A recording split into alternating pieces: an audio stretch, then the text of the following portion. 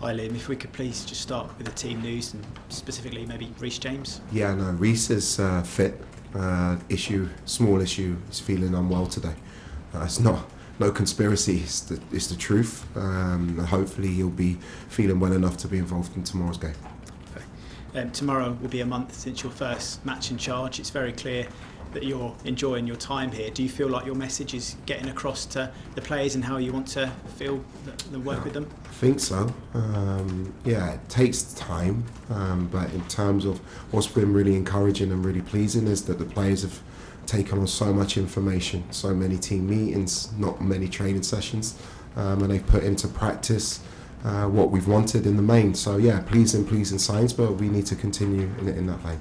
In terms of Cole Palmer, you said he was world class the other day. How important is he to what you want to achieve here with this squad? Yeah, I think any world class player is important to what you want to achieve. So for me, it's been great to see him enjoying his football on Saturday. It's been great to see him banging in the goals, and hopefully his form continues in that way. It was two very contrasting performances at Wolves, obviously positive first half, not so much in the second half. How do you get your team to give you that full 90-minute performance? Yeah, I think that's the perfection that you're striving for in every training session, every meeting, every game that you play. Even in the second half, there were some really pleasing things in terms of controlling the game, but because the level was so high in the first half, we didn't achieve that level. My aim is that we play a really high level in every minute of every game, and we've had a few conversations about that in the last few days. Thanks, Chris. Soraya? Hi. It's still early days, and we know you don't like to limit your players, but when we've seen Josh Acheampong in his time at Chelsea, he's mainly played as a centre-back. Yeah. Under you, we've mainly seen him as a right-back. Do you see him as both, and when he's competing to play, is it more for that right-back position? Yeah, if you look at, firstly, Josh is an amazing talent. In the time I've been here, which is a month, I've got to meet him, I've got to meet his parents, and you can see why he's such a great lad, because he's been brought up in the right way. Josh has got immense potential. What I like to do with all of my defenders, especially at the age they are, is put them in different positions because it improves them. It improves their understanding of the game, it improves their positioning. But yeah, long-term Josh is a centre-back, and he's got all of the attributes to be an outstanding centre-back at a really high level. My job is to help him, is to develop him, and I'm really looking forward to working with him in the long term. Talking about that defence, the player that's been mainly primary in defence, breaking the line with their passes, has been Levi Colwill. Obviously he's been out, but we've seen under you that Fofana, who normally hasn't, maybe under Maresca, has been pinging them passes up the pitch, looking for those passes, which is quite uncharacteristic for him. Is this something that you've spoken about from him? We want to see more from the defenders. Yeah, I don't want to limit.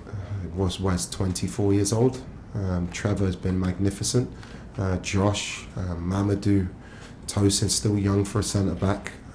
You want to try and improve them, and to do that you have to put them in positions where they may make mistakes, especially trying to break lines or to play forward, but I want them to feel like they're able to do it. I think Wes has been top in his performances with Trevor. I think Trevor's been great.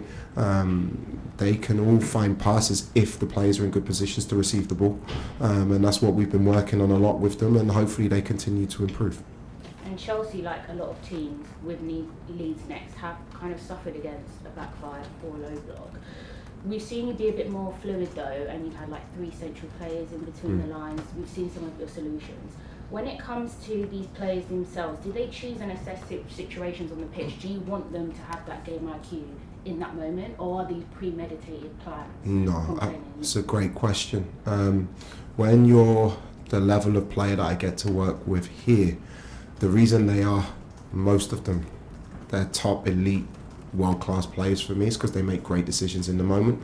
My job is not to tell them where to be. My job is to put them in positions where they can affect the game in their own way. Being fluid, it has positives in terms of being unpredictable for the opposition, but if you do not have the correct structure behind that, you can become really open in transition. So I was trying to find a balance between the two. I felt against Wolves there were some really pleasing aspects of our rotations and our fluidity in possession. In the second half we didn't stay true to our structure. That's one of the reasons why our performance wasn't as good in that half. Perfect, thank you. Thanks, Soraya. John? Have you watched the game from Ellen Road, the game earlier in the season in December? I mean, I think it's probably fair to say Chelsea got bullied a bit up there. So what have you learned from that? You watch every game. It's very difficult for me because I watch games. When I first watched that game, it was as a neutral. I had no idea within 2 or 3 months I'd be manager of Chelsea. Going to Ellen Road is always really, really difficult. Always been difficult. It's a club. Their fans have backed them really, really strongly at home. Daniel's an outstanding coach. They're very, you can see in their recent performance as well, Calvert-Lewin's in really good form. The way that they press, their energy, they're direct in a really positive way. It's going to be a really difficult game again. I'm not here to talk about what's happened in the past or what happened before I was here. I'm focused on the game tomorrow. And did you expect that same approach from them, that physicality from them? Yeah, you saw it against Nottingham Forest. They were magnificent in that game. Very forward thinking, and when I say direct, I mean it in a really positive way. They used the strengths of the team. They used Dominic. His movement in the box is outstanding. They get crosses in the box. They counter press really, really well, and we have to stand up to that and overcome those intensity things that are key to the game. It's pretty relentless, isn't it, at the moment? I think this is your 11th game since you came in. You played Saturday, then you played Tuesday, then you play Friday. So how do you work the workload of the players? How do you balance? How difficult is it to get the right balance? Yeah, it's difficult. You've seen we've rotated a lot, which you need to do. You need to do it in this stage of the season. I mentioned this before, bearing in mind the players' long-term schedule. You know, they've played all the way through the summer. They've had no pre-season. They've been magnificent. So you have to try and freshen up the team in the right areas, mentally and physically, and you have to be really, really well prepared tactically to give the players the best plans and the best solutions to the problems you face. And so far, I have to say, in my time with them, the players have been great in achieving that. Is that a concern? Obviously, as you say, they played through the summer, you played through this season, and then you go straight into a World Cup, and then you pretty much come back into pre-season training. For players' welfare, is that a concern? I think so, being honest. The thing now with these lads, they are fantastic professionals. You know, on and off the pitch, they look after their bodies so well. They live for their job, which is so important. Most of them are used to it now. Through their careers, they've played in, whether it's Copa Americas or Mamadou's won the African Nations Cup or the World Cup or the Euros or now the Club World Cup. Their bodies are used to it, but you want the best product possible. And to have the best product possible, you want the best players on the pitch. We have to find a way that we can find a balance between the two. And just to find one on Cole Palmer, is he ready to start tomorrow? Can he play 90 minutes tomorrow? He's available for tomorrow. Okay. Thanks, John. Simon?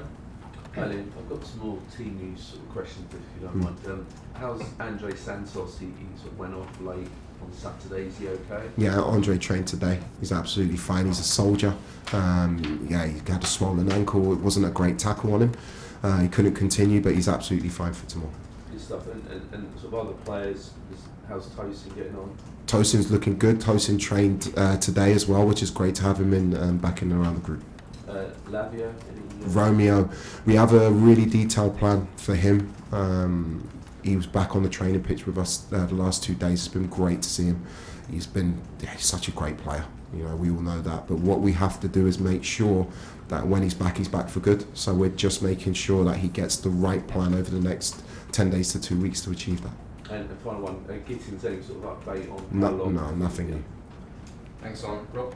Liam, the squad have shown they can take on the best teams in a football sense, but do they still need to prove some mental toughness? And after what happened at Ellen Road, would this be a good step towards that? I don't speak about what's happened before me. I can speak about what I see. Our 2 defeats came against what many people say are the best team in Europe. And I look at those 2 games and the situation we had in terms of player availability. We didn't have full player availability in both of those games. Players are showing me, in my time with them, extreme mental toughness, extreme quality, to come back from 2 goals down against West Ham, to come back in Napoli when they're behind. I'm not questioning their mental toughness at all. I mean, a lot of the players have spoken quite positively about you and the impact you've had in the last few days. Does it feel to you like you're making an impression on them? Yeah, I think so. I think it's my job, to be honest. It's always nice when players speak well of you. Most of the time, they just want to stay in the team. So I take it with a smile. I think you can see whether it's Cole or Zhao or Enzo or Moy. all of them, Andrey, the defenders, they're playing with a real enthusiasm at the moment. They're enjoying their football. And as a coach, that's very pleasing to see, because if you don't play with enthusiasm, you don't play with energy or intensity. So at the moment, things are looking good. We have to continue. The demands have gone up. It's going to be a physical game tomorrow, but the signs are looking really, really good for what we want to achieve together. Thanks, Rob. We'll finish with Martin. Hi Liam, in the 9 games you've been in the dugout, Chelsea scored 22 goals, 11 different goal scorers. If you count the game that you watched at Fulham, a 12th different goal scorer. Is that a consequence of the way you're wanting your team to play, or is it a consequence of the fact that you do, through rotation, change the team a lot? I just think it's to do with the fact we've got so many good players. To be honest, we've got so many different threats. You see Marc Cucurella, you see Malagusto heading the ball and the opposite fullbacks in the box trying to score. That's the type of football that I believe in. And when you have different threats on the pitch, it's so difficult to cover that. So at the moment, in terms of goal scoring record, it's really, really good. I would like more clean sheets with that. And we've got to try and make sure we get the balance of our game right.